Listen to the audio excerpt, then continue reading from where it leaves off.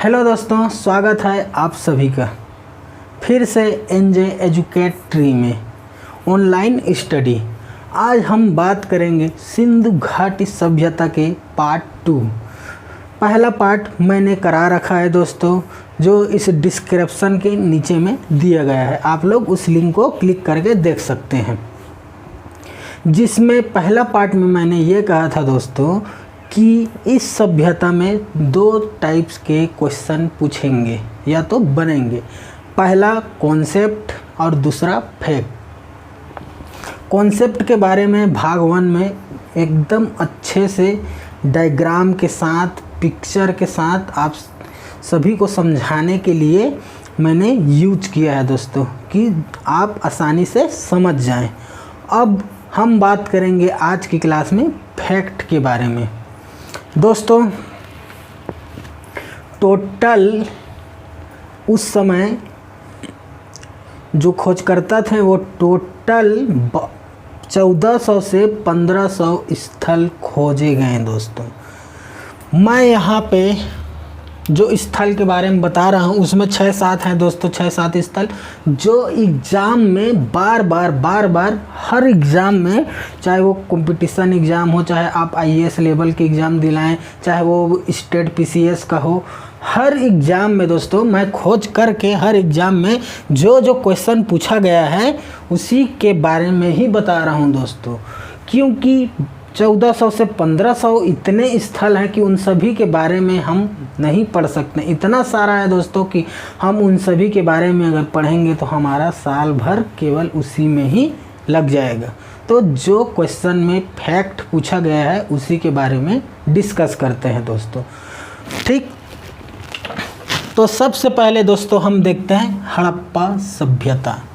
हड़प्पा सभ्यता जो दोस्तों सिंधु नदी के किनारे हड़प्पा सभ्यता की खोज हुई थी, इसलिए इसे सिंधु घाटी सभ्यता के नाम से भी जाना जाता है।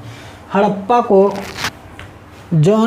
सर जॉन मार्शल के नेतृत्व में दयाराम साहनी ने 1921 में इसकी खोज की थी। ये रावी नदी के किनारे था दोस्तों, और यहाँ पे हड़प्पा सभ्यता में एक विशाल भवन की अन्नागार पाया गया दोस्तों। अन्नागार का मतलब जहाँ पे अन्न को रखा जाता है दोस्तों, ठीक। गेहूँ जो भी अन्न होगा वो सबको रखा जाता था।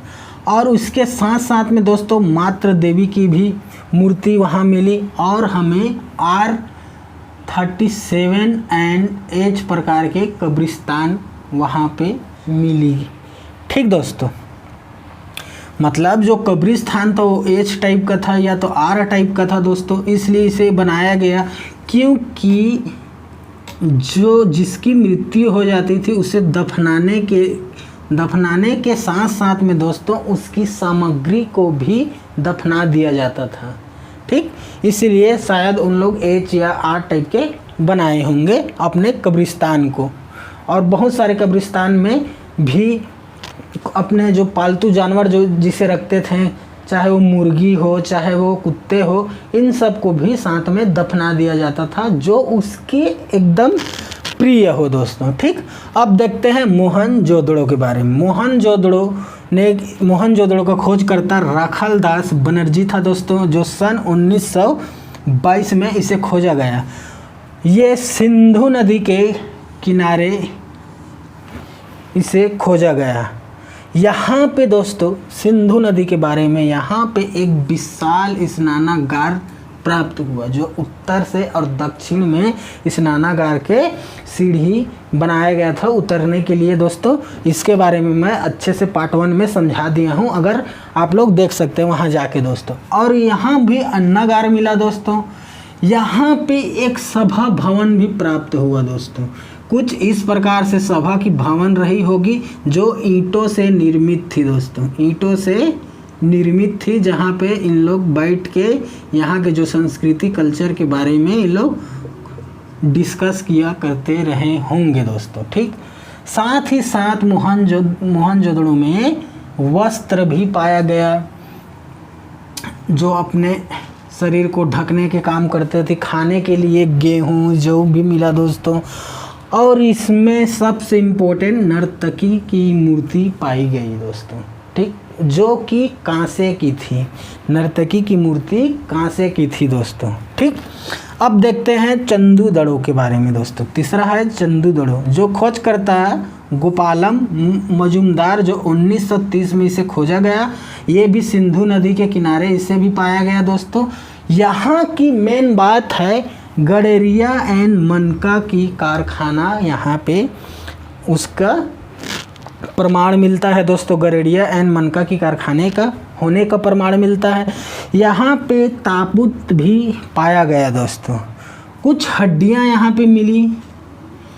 यहाँ पे लिपस्टिक भी पाया गया दोस्तों, लिपस्टिक भी पाया गया। और अलंकृत हाथी भी यहाँ पे प्राप्त हुई दोस्तों, ठीक। कहाँ?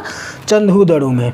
अगर क्वेश्चन में पूछता है कि लिपस्टिक या तो अलंकृत हाथी कौन से स्थल से प्राप्त हुआ है, तो आप लोग चंदू दड़ो मारिएगा दोस्तों। नर्तकी कांसे की नर्तकी की मूर्ति कहाँ पे प्राप्त हुई? तो चंदू दड़ो में दोस्तों। लोथल की हम बात करें दोस्तों, तो इसमें जो मोस्ट इम्पोर्टेंट है आप लोग समझिएगा कि लोथल की खोजकर्ता SR रॉय ने सन 1957 में किया। ये भोगवा नदी के किनारे इसे खोजा गया। यहाँ पे भोगवा नदी के किनारे इसे खोजा गया, लेकिन लोथल में नाव की साक्ष्य मिला दोस्तों। साथ ही धान की भूसी भी प्राप्त हुई। धान की भूसी अगर प्राप्त हुई है दोस्तों, तो जाहिर सी बात है ये लोग चावल के बारे में जानते थे। तो इसलिए अगर क्वेश्चन में पूछता है कि चावल की अवशेष या धान की भूसी की अवशेष कहाँ पे प्राप्त हुई, लोथल में प्राप्त हुई दोस्तों, ठीक। और यहाँ पे कौवा और लोमड़ी की मृत भांड भी मिला गया। कौवे और लोमड़ी के मृत भांड मतलब मिट्टी का बना, या तो एक प्रकार का आप लोग बोल दीजिए कि जो बच्चे लोग खेलते हैं, जैसे कि यहाँ पे अलंकृत हाथी भी प्राप्त हुई थी, जो दीवार पे कोई चित्र बना के रखा होगा हाथी का। उसी तरह कौवे और लोमड़ी का मृत भांड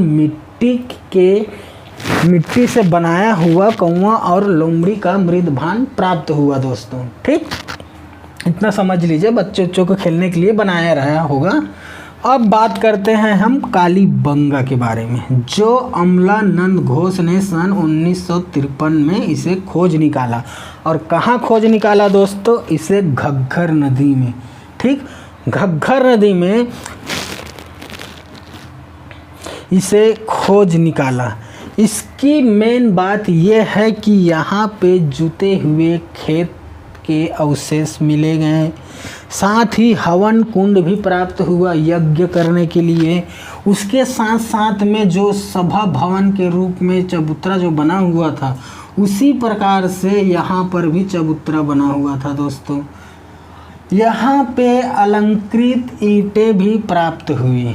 अलंकृत ईंटें का मतलब है कि ईंट के अंदर में किसी भी जानवर, किसी भी पक्षी, किसी भी पेड़ पौधा, किसी भी चीज़ का यहाँ पे ईंट के अंदर में अलंकृत कर देते हैं दोस्तों, ठीक। कोई भी चीज़ को इसे अलंकृत ईंट भी कहते हैं। ईंट में जो अंदर में रहता है, देखने में भी सुंदर दिखता है दोस्तों। अब देखते हैं सूरकोटदा। सूरकोटदा में की खोज जगपति जोशी ने सन 1964 में की। ये गुजरात के कच्छ में से हमें यहाँ खोज के निकाला, जो जगपति जोशी थे। यहाँ पे मेन है घोड़े की हड्डियाँ या तो घोड़े की अवशेष प्राप्त हुई दोस्तों, ठीक। अब हम बात करते हैं दोस्तों रोपड़ की। तो रोपड़ में और यज्ञदत्त शर्मा सन 1955 में इसे खोज निकाला, वो भी सतलज नदी में। सतलज नदी में खोज निकाला रोपड़ को। मानव के साथ यहाँ पे कुत्ते को दफनाने का प्रमाण भी प्राप्त है। कुत्ते उसके पालतू होते थे दोस्तों, ठीक। कुत्ते को, भेड़ बकरी को भी, मुर्गी उर्गी कुछ भी हो, जितने भी कुक्कुट प्रजाति के होंगे, या तो कोई मवेशी होगा या तो कोई जानवर जो उसके लोकप्रिय में गिनती आते रहे होंगे दोस्तों, उसी को जो लोग मरते थे उसी के साथ में उसे दफनाने की प्रक्रिया उस समय रही होगी दोस्तों, इसलिए हमें ये प्रमाण मिला, ठीक। हम बात करते हैं दोस्तों यहाँ जो लोथल में दोस्तों, लोथल में हमें धान की भूसी प्राप्त हुई थी। यही धान की भूसी रंगपुर में भी प्राप्त है दोस्तों। तो अगर क्वेश्चन में पूछता है, ठीक, क्वेश्चन में पूछता है कि धान की भूसी या तो चावल के अवशेष कहाँ पे प्राप्त हुए, तो लोथल और रंगपुर बताइएगा, ठीक ना। अगर ऑप्शन में दोनों में से कोई एक है, लोथल है या तो रंगपुर है, तो आप दोनों में से एक को टिक लगा सकते हैं। अगर ऑप्शन में दोनों हैं तो ऑप्शन में भी आप अ ब में अगर लोथल और रंगपुर है तो इसमें से अ और ब दोनों हैं, दोनों रहेंगे दोस्तों, दोनों को टिक लगा सकते हैं, ठीक। तो ये उसके खोजकर्ता और प्राप्त वस्तुएं और स्थल और नदी के बारे में हम लोग जानेंगे दोस्तों, ठीक। अब हम आगे चलते हैं। इसके बाद अगर क्वेश्चन में पूछता है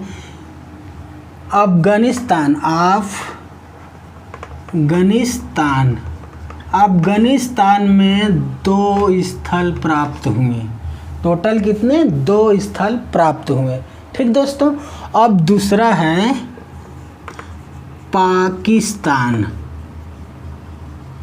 पाकिस्तान में टोटल 475 स्थल प्राप्त हुए। 475 स्थल प्राप्त हुए दोस्तों। अब तीसरा हमारा भारत में दोस्तों, भारत में कुल 925 स्थल प्राप्त हुए, ठीक। अफगानिस्तान में कुल 2, पाकिस्तान में 475 और हमारे भारत इंडिया में टोटल सबसे ज़्यादा 925 स्थल प्राप्त हुए, ठीक दोस्तों। इसमें अगर क्वेश्चन में पूछता है कि अफगानिस्तान में कितने प्राप्त हुए हैं, तो कुल 2 प्राप्त हुए, कुल 2 स्थल प्राप्त हुए। और सबसे ज़्यादा प्राप्त कहाँ हुआ, तो सबसे ज़्यादा 925 स्थल भारत में प्राप्त हुआ। आप ऑप्शन में टिक लगा सकते हैं अगर क्वेश्चन में पूछा जाता है तो। अब हम बात करते हैं दोस्तों, इसे मान के चलिए आप सिंधु नदी, यहाँ से अगर निकलती है गंगा नदी, ये गंगा नदी, ये सिंधु नदी, ठीक ना। और यहाँ से निकलता है आपका सरस्वती नदी। तो जाहिर सी बात है इसके किनारे किनारे ही जो स्थल जो हैं वो प्राप्त होंगे। ये पाकिस्तान का एरिया है दोस्तों, सिंधु नदी। जो सिंधु नदी पाकिस्तान की जीवन रेखा के रूप में जाना जाता है, इसलिए हम सिंधु नदी में टोटल कितने 475 स्थल पाया गया। और सबसे ज़्यादा इस सरस्वती नदी जो कि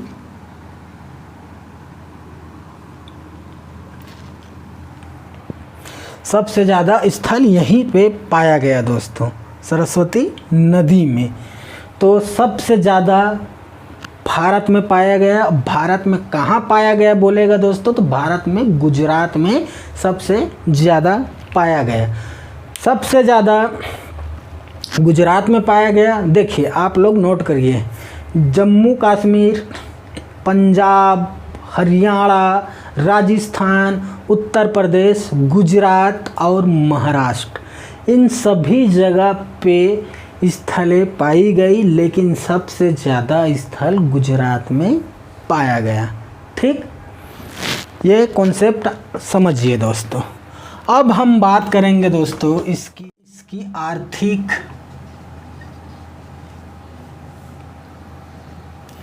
राजनैतिक सामाजिक, धार्मिक, इसकी कृषि के बारे में देखेंगे दोस्तों, और लास्ट में हम देखेंगे कि हड़प्पा सभ्यता का पतन कैसे हुआ।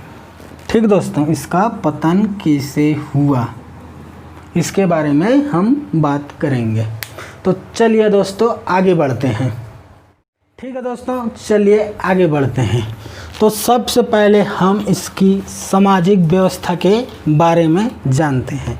इसके सामाजिक व्यवस्था, सामाजिक व्यवस्था, इसकी सामाजिक व्यवस्था के बारे में हम देखते हैं। ठीक, सिंधु घाटी सभ्यता के समाज में बटे थे। सिंधु घाटी सभ्यता कितने समाज में बटे थे, इसका विषय में पूर्ण जानकारी नहीं मिली। सिंधु घाटी जो सभ्यता है ये कितने समाज में बटे थे, ये जानकारी हमें नहीं मिली।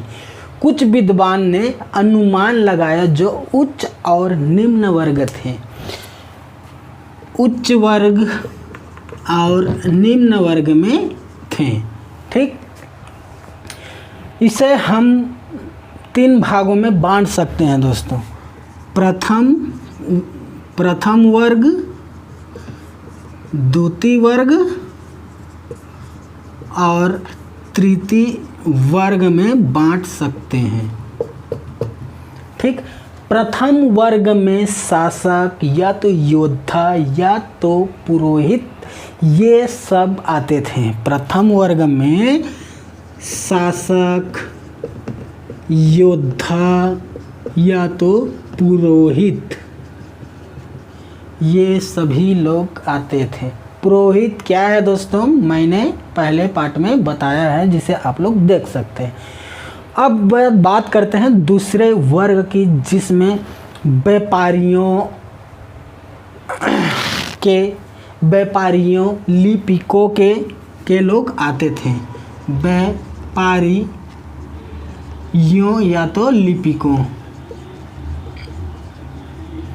ठीक दोस्तों, अब बात करते हैं तृतीय वर्ग की, जो किसान, मजदूर या अन्य श्रमिक लोग आते थे।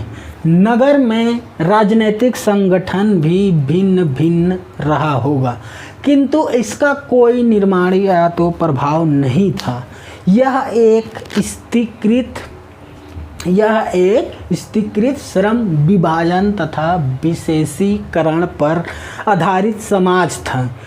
इसमें पूर्ण समाधिकरण आंशिक तथा दाह संस्कार के रूप में किया जाता था। तो ये रहा इसके सामाजिक व्यवस्था। अगर आपका प्री में भी क्वेश्चन आता है तो इस वर्ग में आ सकता है। अगर आपको मेंस में आता है तो जो मैंने बोला, जितना बोला इतना सब आप सामाजिक व्यवस्था में लिख सकते हैं। अब इसकी बात करते हैं दोस्तों आर्थिक व्यवस्था की।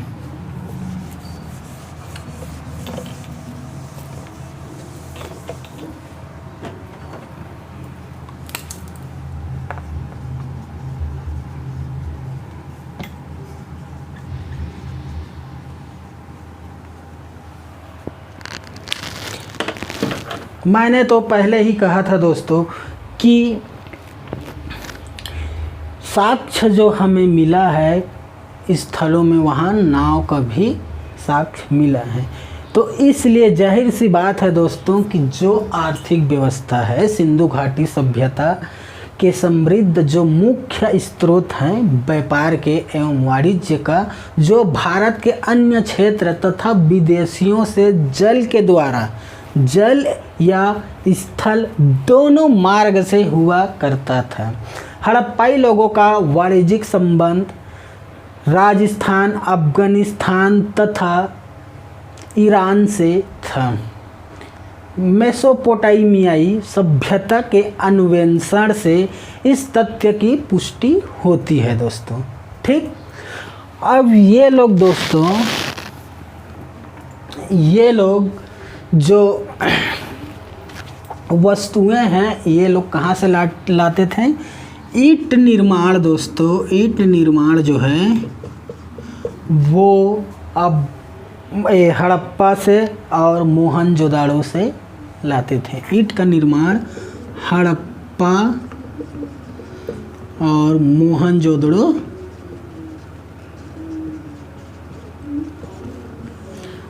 से होता था। दूसरा दोस्तों सोना जो है वो अफगानिस्तान या तो फारस। ठीक, क्वेश्चन अगर पूछेंगे प्री में या तो मेंस में दोस्तों तो आप लोग लिख सकते हैं। तीसरा है टीन जो है वो भी अफगानिस्तान या तो ईरान से दोस्तों, ईरान। ठीक, ईंट निर्माण सोना, टीन, तांबा, सीसा, हाथी दांत, ये सब दोस्तों यहाँ पे प्रयोग में करते थे। तो हाथी दांत जो है, हाथी दांत आभूषणों के काम में आते थे दोस्तों। हाथी दांत गुजरात से मिलता था। अब तांबा जो है दोस्तों, तांबा जो है आपका बलूचिस्तान, तांबा जो है बलूचिस्तान से। और ठीक दोस्तों, तांबा जो है बलूचिस्तान से। और सीसा जो है दोस्तों, सीसा वो राजस्थान या तो ईरान, ठीक, राजस्थान या तो ईरान से इसे इन लोगों को प्राप्त होता था। ये दोस्तों कृषि व्यवस्था के बारे में, इसके कृषि व्यवस्था किस प्रकार की थी।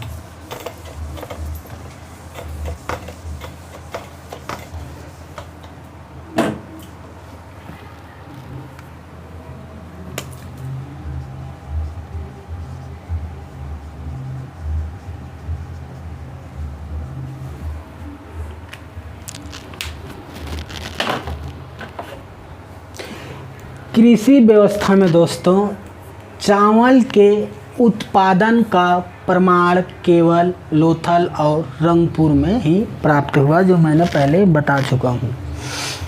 सिंचाई तथा खाद का कोई साक्ष्य हमें नहीं प्राप्त हुआ।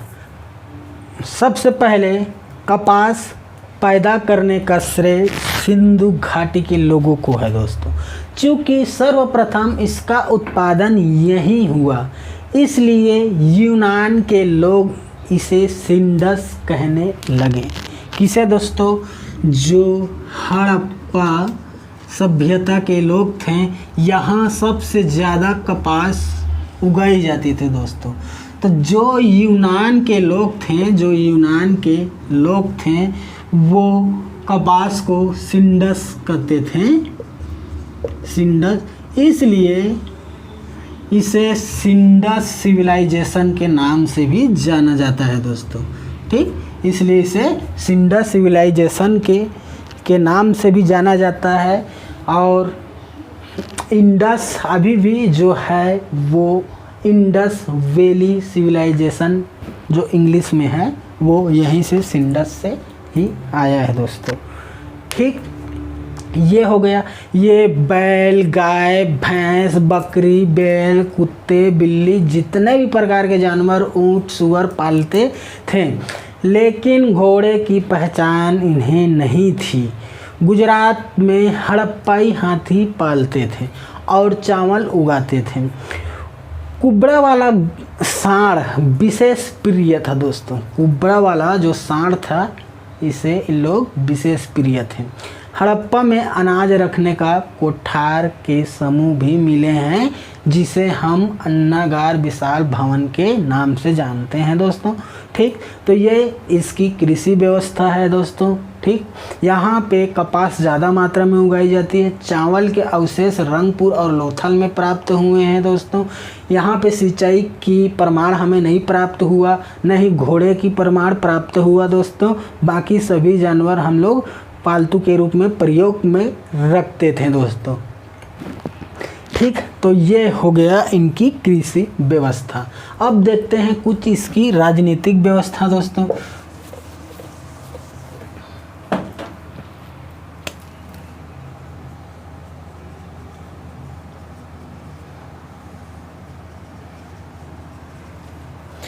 अब देखते हैं दोस्तों हम राजनीतिक व्यवस्था, ठीक ना। इसमें हमें हड़प्पाई के राजनीतिक संगठन के बारे में कोई स्पष्ट आभास नहीं है, पर नगर जो निर्माण जो मैंने आप लोगों को बताया कि किस तरह घर को इन लोग बनाए थे और सड़क को किस तरह से बनाए हैं, इसके बारे में मैंने पहले पार्ट में अच्छे से डिफाइन करके बताया हूँ। तो अगर आप लोग नहीं देखे होंगे तो वहाँ पे जाके वीडियो को देख लीजिए, बहुत ही इम्पोर्टेंट है दोस्तों, जो कोई नहीं बताता दोस्तों। ठीक, वैसा चीज़ मैंने पहले पार्ट में करा रखा है। ठीक, तो नगर के निर्माण योजना को हम देखते हुए यह अनुमान लगा जा सकते हैं कि जो भी शासन व्यवस्था रही होगी वह काफ़ी सुदृढ़ रही होगी, क्योंकि इस विस्तृत सभ्यता के विभिन्न स्थलों पर एक जैसी भवन निर्माण योजना, ये इम्पोर्टेंट है दोस्तों। जो आपको मैं जो बताया था कि कुछ इस प्रकार से मैंने डिफाइन किया था, जो घरें बनाई गई थी इन लोग, कुछ इस प्रकार से इन लोग के घरें थे। तो बिना राजनीतिक बिना प्रशासनिक का ये नामुमकिन हो सकता है दोस्तों। इसलिए हमें इसकी राजनीतिक व्यवस्था के बारे में जानने के लिए हमें आवश्यक है दोस्तों। ठीक, कुछ इस प्रकार से इन लोग के घर जो है एक जैसे सभी घरें थे, सभी घरें एक जैसे थी दोस्तों, एक जैसे थी। सड़कें एवं नलियों का प्रबंध, माप तौल के साधन आदि संबंधी अस्त्र शस्त्र के अभाव को देखते हुए कहा जा सकता है राज्य में शांति एवं सुव्यवस्था थी। राज्य में शांति एवं सुव्यवस्था थी। जिस मिस्र और मेसोपोटामिया के भांति यहाँ कोई मंदिर नहीं पाया गया। हड़प्पा सभ्यता में मिस्र और मेसोपोटामिया के जैसे यहाँ भी कोई मंदिर का अवशेष नहीं प्राप्त हुआ। इसके अतिरिक्त हड़प्पा आंचलों के धार्मिक विश्वास में कोई एकरूपता नहीं है। ठीक, तो ये हो गए इसकी राजनीतिक व्यवस्था के बारे में दोस्तों। अब हम देखते हैं इसकी प्रशासनिक दोस्तों, इसका हम धार्मिक व्यवस्था के बारे में देखते हैं, धर्म के बारे में देखते हैं, इसकी धर्म। ठीक ना, धर्म व्यवस्था उत्खनन में सर्वाधिक संख्या में हमें मातृ देवी की अथवा मातृ देवी को प्राकृतिक देवी के नाम से जाना जाता है, उसी की मूर्तियाँ मिली, जो सभ्यता मातृसत्ता के प्रति उनकी श्रद्धा का प्रतीक है। सभ्यता इसी से भविष्य में शक्ति पूजा, मातृ पूजा और देवी पूजा का प्रचलन प्रारंभ हुआ। इसका प्रभाव आज भी हिंदू धर्म पर देखने को मिलता है। सबसे अधिक नारी की मूर्तियाँ प्राप्त हुई है दोस्तों। जहाँ भी खोजकर्ताओं ने खोदकर स्थल को उसे बाहर निकाला, तो वहाँ सबसे अधिक नारियों की मूर्तियाँ प्राप्त हुई। जो मैंने शुरू में मोहनजोदड़ो में बताया, मोहनजोदड़ो को मृतकों का टीला कहा जाता है दोस्तों। क्यों उसे मृतकों की टीला कहा जाता है? क्योंकि सर्वाधिक मात्रा पे वहाँ पे मनुष्य के हड्डियों के अवशेष प्राप्त हुए। इसलिए अगर वहाँ कुछ भी हुआ होगा, या तो आपदा प्रबंधन के कारण या तो जलवायु परिवर्तन के कारण, तो वहाँ के लोग बहुत बुरी तरह से मारे गए दोस्तों। वहाँ मोहनजोदड़ो में नर्तकी का मूर्ति भी प्राप्त हुआ है दोस्तों, ठीक। और हमें प्रकृति की देवी भी प्राप्त हुई है। सिंधु सभ्यता का पतन। पुरातात्विक अवशेषों के अध्ययन से यह पता चलता है कि यह सभ्यता अपने अंतिम चरणों में पुतीन रही। इस काल में हड़प्पा सभ्यता से जुड़ी कई चीज़ें लुप्त हो गए, जैसे कि लिपि, एक समान माप तौल प्रणाली, मिट्टी के बर्तन, वास्तुकला शैली आदि। पतन संबंधी मतों के आलोक में पतन के कारणों को मुख्य 2 वर्गों में रखा गया है। तो इसका पतन में जो विशेषज्ञ, जो विद्वान, जो खोजकर्ता थे दोस्तों, इन लोग का जो मत था उसमें कुछ लोगों ने कहा कि आर्यों के आक्रमण के कारण इसका पतन हो गया।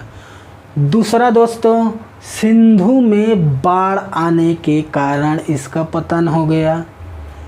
कुछ वैज्ञानिकों ने कहा कि यहाँ प्राकृतिक आपदा आई जिसके कारण सिंधु घाटी सभ्यता का पतन हुआ। कुछ लोगों का मानना है कि जलवायु परिवर्तन के कारण में हुआ, या तो कुछ लोग का कहना है कि भूगर्भीय उत्थान के कारण इसका पतन हो गया दोस्तों, ठीक। तो ये रहा दोस्तों हड़प्पा सभ्यता का पार्ट 1 और पार्ट 2 दोनों में बहुत ही अच्छी तरीके से मैंने डिफाइन करके बताया है। जो आप लोगों को किसी भी एग्ज़ाम में अगर हड़प्पा से क्वेश्चन उठा के पूछता है तो कोई भी क्वेश्चन नहीं छूटा है दोस्तों। जो आप लोग इस अगर अच्छे से वीडियो देख लेंगे, समझ लेंगे, तो हर क्वेश्चन सिंधु घाटी सभ्यता की आप बना के आएंगे, ये मैं आपको गारंटी देता हूँ दोस्तों। तो आप लोग को पसंद आया हो वीडियो तो लाइक, शेयर, सब्सक्राइब करिए दोस्तों। आज के लिए हमारा क्लास यहीं पे समाप्त होता है। धन्यवाद।